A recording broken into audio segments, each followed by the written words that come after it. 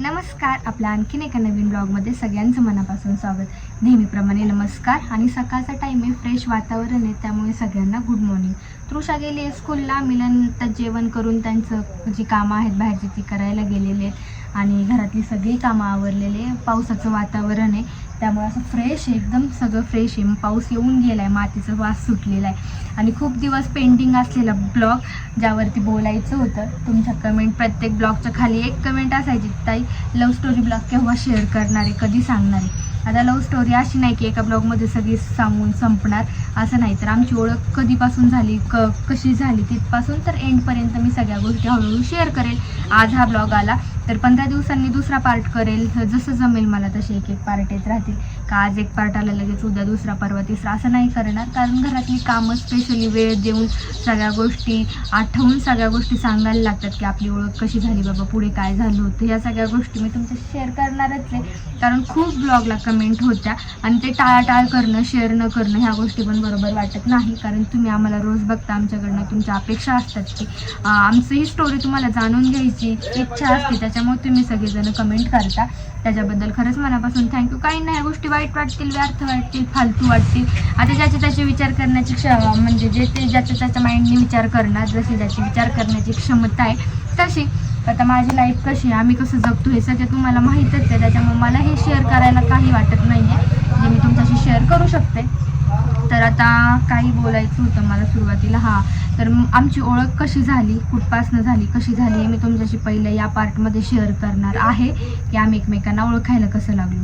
तर मिलनही याच गावातले आणि मीही याच गावातली, आमच्या दोघांचं एकच गाव. त्याच्यामुळे आधीपासनं बघणं वगैरे गावात असल्यामुळं एकमेकांना बघणं, ओळखणं ह्या गोष्टी होतातच की. आणि त्यातली त्यात माझी मम्मी गावाला म्हणजे ग्रामपंचायत आली आणि ग्रामपंचायतीला त्यावेळेस माझी मम्मी सदस्य होती आणि त्यांचीही मम्मी म्हणजे माझ्या सासूबाई त्याही सदस्य होत्या. मग त्या दोघींचं येणं जाणं मीटिंग थ्रू, मग आम्ही छोटेच होतो त्याच्यामुळे मम्मी मला घेऊन यायची स्कूलमध्येही कार्यक्रम असायचे तेव्हाही तिथे असायचे मीटिंग्स वगैरे, हे तिथेही आई असायची.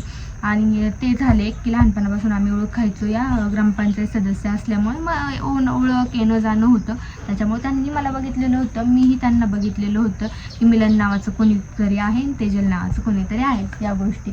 आणि त्यानंतर दुसरी गोष्ट म्हणजे गाव आलं म्हणजे शाळा आली. शाळा म्हणजे ZP जिल्हा परिषद, आणि मी 1ली ते 4थी शिक्षण माझं जिल्हा परिषदला झालं आणि त्यांचंही 1ली ते 4थीपर्यंत जिल्हा परिषदला झालं. आमच्यामध्ये 2 वर्षाचा गॅप आहे दोघांमध्ये. मग ते जेव्हा 4थी संपून 5वीला जायचं तर 5वी नंतर त्यांनी ॲडमिशन तिकडे घेतलं शिरूरला, जी विद्याधाम प्रशाला शिरूर शाळा आहे तिथे. ती एका ब्लॉगमध्ये मी दाखवलेली पण आहे कोणती स्कूल येते काय. आणि त्याच्यानंतर मी जेव्हा 4थी संपून 5वीला गेले तेव्हा माझंही ॲडमिशन शिरूरला घेतलं, विद्याधाम प्रशाला शिरूर या शाळेमध्ये. मग इकडनं तिकडे अपडाऊन करायचं कारेगाववरनं शिरूरला. तेव्हा रिक्षा होत्या, बस वगैरे असायच्या, पण क्वचित कोणीतरी बसने जायचं. आमच्या टायमिंगला शक्यतो सगळ्यांनी रिक्षाच लावलं होतं. मग जे ग्रुप आहे ज्यांना अपडाऊन करायचं आहे मग त्यांनी मिळून असं त्यांच्या पालकांनी एक रिक्षा ठरवली होती. रिक्षाला महिना काय द्यायचा, मग ते मुलांना सोडवणार आणणार असं काहीतरी होतं.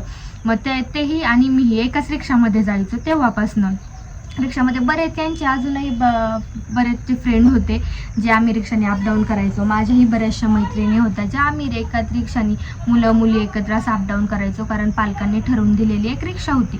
मग रिक्षात अपडाऊन रोज असायचं. तेव्हाही ओळख की बाबा हा मुलगा आपल्यासोबत अपडाऊनला असतो, तीही ओळख होती. आणि असं मग अपडाऊन करता करता मग ऋषिकेश जेव्हा 5वीला गेला मग त्याला ते सांधेवाताचा त्रास आहे लहानपणापासून. मग ते थंडी पावसाळा त्याचे हाडं असे सुजायचे, गाठी यायच्या, कारण सकाळी 6 वाजता जायला लागायचं. मग त्याला खूप त्रास व्हायचा अपडाऊनचा. त्याच्यामुळे मग निर्णय घेतला की शिरूरला जायचं. ऋषिकेश मग 5वीला गेल्यानंतर आम्ही शिरूरला फ्लॅट घेतला पप्पांनी, मग तिकडेच राहिला. मग अपडाऊनचा प्रश्नच नाही आला. शाळेच्या शेजारीच मग बिल्डिंग होती, तिथे आपण फ्लॅट घेतला. मग शाळा अपडाऊन संपलं, इकडं काही रिक्षाने येणं जाणं त्याचं काही संबंधच नाही राहिला. आणि मग त्यानंतर मला माहीत नाही की त्यांचं पुढं काय झालं, कसं झालं, त्यांची स्टोरी मला माहीत नाही, त्यांच्या शाळेचं कसं त्यांनी काय केलं. मग मी त्याच्यानंतर 9वीपर्यंत तिथे थांबले विद्याधाममध्ये आणि 10वी 11वी 12वी मग मला हॉस्टेलला टाकलं. हॉस्टेलला का टाकलं तर मग माझी एक आम्ही तिघी खास मैत्रिणी, श्रुती मी त्या ब्लॉगमध्ये दाखवलेले. श्रुतीचं बऱ्याच वेळा माझ्या तोंडून नावही असतं. श्रुती, मी आणि प्रतीक्षा, आम्ही तिघी एका गावात होतो लहानपणापासून सोबत. तर ते प्रतीक्षाला तिकडे टाकलं होतं हॉस्टेलला नेवासाला. मिलिटरी स्कूल होतं, बाकीच्या पण सगळ्या गोष्टी छान होत्या. मग ती गेली, मग आईच्या मागे लागून लागून मला जायचं ती गेली. हॉस्टेल लाईफ असं तसं भरपूर मग ते काय काय काय काय झालं. आणि मग शेवटी मग ठीक आहे म्हणली, तुझी इच्छा आहे ना तर घ्या ॲडमिशन. मग मम्मी पप्पांनी असं करता तिच्यासोबत माझं ॲडमिशन हॉस्टेलला घेतलं. नेवासाला हॉस्टेलला होते मी 10वी 11वी 12वी 3 वर्ष. पण 3 वर्ष हे ना आयुष्यातले म्हणजे गोल्डन डेज होते. 3 वर्ष जे कधीही विसरू शकत नाही हॉस्टेल लाईफ अशी. आणि मी हॉस्टेलला गेले. मग ह्यांचं पुढं शिक्षण कसं झालं, 9वी 10वी 11वी 12वी काय कसं केलं यांनी, किंवा 8वी 9वी कसं काय ते मला काहीच गोष्टी माहीत नाही. यांची शाळा कशी झाली, कुठे झाली, तर ते काहीच मला माहीत नाही, कारण मी यांच्यासोबत नव्हते. कारण म्हणजे त्यांना आत्ता विचारलं मी की तुम्ही कसं शिकले, कुठं शिकले, तर त्या गोष्टी आहेत. ते 9वीपर्यंत तिकडे शिकले विद्याधामला जिथे होते तिथे, आणि 10वीला इकडे आले कारेगावमध्ये. असं काहीसं त्यांचं शिक्षण झालं, अर्धे इकडे अर्धे तिकडे अर्धे तिथे असं काहीसं. आणि मग मी 3 वर्ष हॉस्टेलला काढले. हॉस्टेल झालं, मग ती ओळख तर होतीच आता लहानला. एकदा भेटल्यावरती एकदा ओळख झालं, अपडाऊन वगैरे केलेले. असं कोणी माणूस विसरला जात नाही की किती वर्षांनी भेटलं तरी हा असं लक्षात येतं, हा आपण सोबत होतो की आपण अपडाऊन केलं आहे असं. या गोष्टी काही छोट्याफार असतात त्या क्लिक होतात लगेच. तर ते एक माइंडमध्ये होतं की मिलन नावाचा कोणतरी मुलगा आहे जो आपल्यासोबत अपडाऊन करायचा.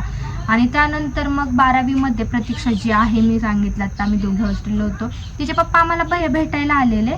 नक्की 10वी 11वी का 12वी या 3 वर्षामध्ये मला आठवत नाही ते कधी म्हणजे भेटायला ते यायचे. पण मी जो इन्सिडेंट सांगणार आहे तुम्हाला त्याबद्दल, नक्की ते कोणत्या इयरला आले होते ते आठवत नाही आहे मला. मग आले होते, आम्ही व्हॉलीबॉलच्या ग्राउंडला होतो. व्हॉलीबॉल मला छान खेळता येतं, तिच्यामुळे मी व्हॉलीबॉल ती खूप छान खेळायची.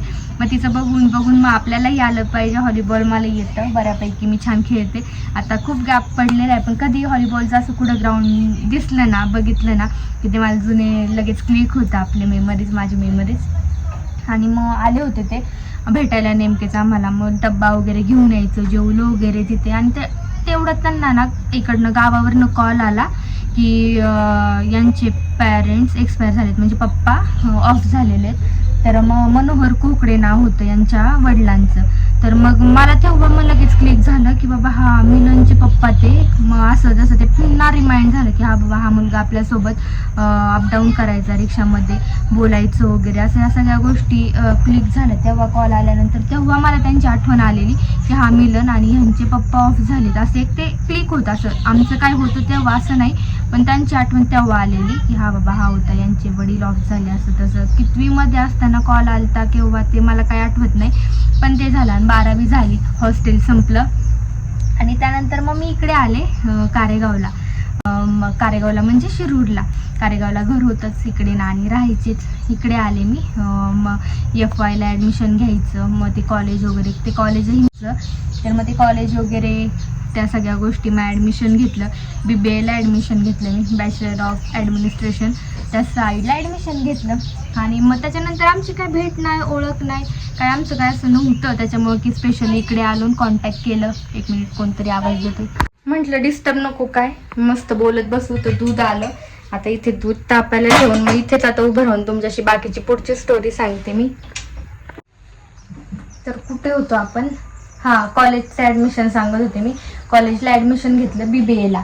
आणि मग त्यांनी ॲडमिशन, आता माझ्यापेक्षा 2 वर्षांनी मोठे म्हणलं, ते ऑलरेडी तिथे होते कॉलेजला, त्याच कॉलेजला. त्यांनी आर्ट्स कॉमर्स कशाला तरी ॲडमिशन घेतलं होतं, काय माहिती मला एवढं आता डोक्यात नाही. कशाला या 2पैकी कशाला तरी ॲडमिशन घेतलं होतं. ते 2 वर्षांनी मोठे म्हणलं, त्यांचं लास्ट इयर किंवा सेकंड इयर चालू असेल. तर मी तिथेच ॲडमिशन घेतलं BBAला. कॉलेज चालू झालं. तर 10 ऑगस्टला त्यांचा बड्डे होता. तर त्यावेळेस त्यांनी म्हणजे बड्डे होता आणि आपण शिरूरला राहायचो. तर शिरूरला मग काहीतरी प्रॉब्लेम झाला मध्येच. मी नंतर ऐकला हा व्हिडिओ, याला ओव्हरव्हॉइस केलेला आहे मी, की त्याला ते आवाजच नाही आला माझा बरोबर. काहीतरी प्रॉब्लेम मध्येच झाला, अर्धा आवाज आला अर्धा आवाज नाही आला. म्हटलं ठीक आहे आपण याला थोडंसं ओव्हरव्हॉइस करू. तर मिलन आम्ही शिरूरला राहायचो, तिथे आले होते ते बिल्डिंग खाली.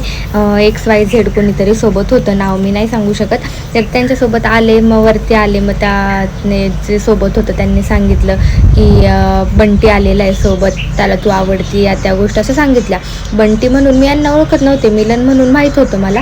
तर मग मी म्हणले त्या व्यक्तीला की कोण बंटी वगैरे असं, तर म्हटले मिलन कोकडे. मग तेव्हा क्लिक झालं की मिलन कोकडे, हा यार याला तर मी ओळखते.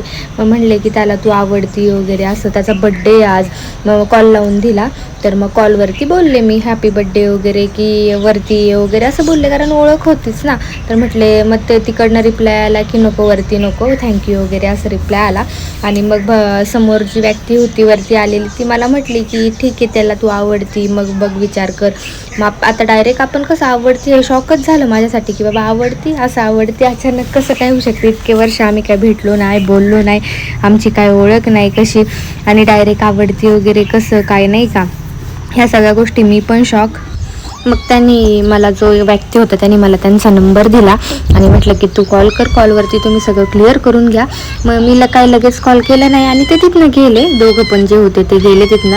आणि मग मी 2-3 दिवसांनी मग कॉल केला मिलनचा जो नंबर होता त्या नंबरवरती. मग ते तिकडनं बोलले की मी कॉलची मेसेजची वाट बघत होतो म्हटले, आणि त्यांनी 2-3 दिवसात मला, माझा नंबर होता त्यांच्याकडे तरी कॉल केला नाही. कॉलेजला यायचंच मीही जायचे, तेही यायचे, बघणं व्हायचं, पण कॉल मेसेज काय 2 दिवस आम्ही केला नाही. मग 2-3 दिवशी मी कॉल केला त्यांना की काय झालं, कसं काय, नाही का. असं अचानक मला त्या व्यक्तीने सांगितलं, म्हटलं असं असं आहे. तर मग त्यांनी स्टोरी सांगितली की आम्ही तिकडे फिरायला गेलेलो एका ठिकाणी, आम्ही सगळे ग्रुप. आता त्या गोष्टीचंही मी सगळं फोडून नाही सांगू शकत, कोणासोबत गेलतो, काय गेलतो. तर ऋषिकेश, मी आणि बाकीचे पण होते. तिकडे आम्ही फिरायला गेलेलो आणि एका ठिकाणी थांबलेलो, घरी आलेलो. तर तिथे कोणाच्या घरी काय ते पण मी डिटेलमध्ये नाही सांगू शकत. तर मग तिथे त्यांनी मला बघितलेलं, त्यांचं येणं जाणं होतं तिथे. तर मग तेव्हापासून ते त्यांना मी आवडत होते असं त्यांनी मला सांगितलं कॉलवरती की मी बाबा तुला तिथे पाहिलं होतं, तू एकदा फिरायला गेलेली आणि तुम्ही सगळेजण आणि तिथे थांबले होते त्यांच्या घरी, तिथे मीही होतो. मग तेव्हा तू मला आवडलेली, पण तू कुठे राहते, काय करते, कसं काय, तुझं कॉन्टॅक्ट वगैरे मला काहीच माहीत नव्हतं. म्हणून मी हे जो XYZ व्यक्ती आहे त्याच्याशी बोलून मग तुझ्याशी आता मी कॉन्टॅक्ट केले. तर मला तुझा स्वभाव वगैरे जाणून घ्यायचा, या सगळ्या गोष्टी झाल्या. तर आता नंबर होता एकमेकांकडे, कॉलेज लाईफ चालू होती, व्यवस्थित बोलायला लागलो, एकमेकांना जाणून घ्यायला लागलो. तर सांगायचं तात्पर्य एवढंच की अशी आमची ओळख झाली, एकमेकांना आम्ही भेटलो, बोललो. लहानपणापासून बघणं होतं, सोबत येणं जाणं होतं, माहीत होतं दोघंही एकमेकांना. पण आम्ही एकत्र कसं आलो, कोणत्या टप्प्यात आलो, केव्हा आलो, हे मी आता तुमच्याशी थोडक्यात सांगितलेलं आहे या ब्लॉगमध्ये. कदाचित तुम्हाला कळालं असेल कसं काय ते, मी आशा करते. जरी काय कळालं नसेल तर प्रश्न तुम्ही मला खाली विचारा, मी कमेंट थ्रू त्याची उत्तरं नक्की देण्याचा प्रयत्न करेन.